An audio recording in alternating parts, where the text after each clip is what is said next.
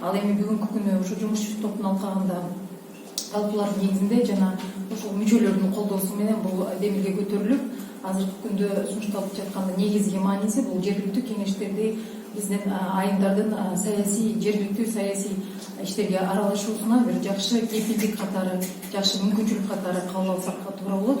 Ал эми буга чейинки шайлоолордо көпчүлүк учурда айымдарыбыз катышууга мүмкүнчүлүк болбосо, бүгүнкү күндө бул резервация аркылуу биринчиден алардын калуусуна дагы, аларды колдоого да бир жакшы шарт түзүп берет. Анткени ошол мандаттын санына жараша айымдарды ошол жерде коомчулукта колдоого алуусу зарыл деген бир ой келип жатат да.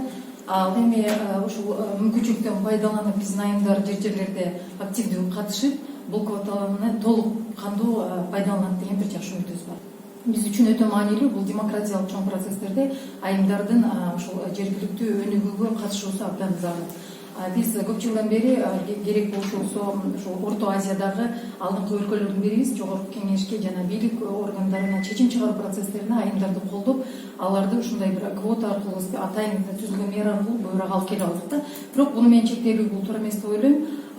Чакан шаарларда бүгүнкү күндө партиялык тизмелерден айымдарыбыз келип атат, иштеп атат. Эми албетте ал жерде да кыйынчылыктар бар, бирок бул башка маселе.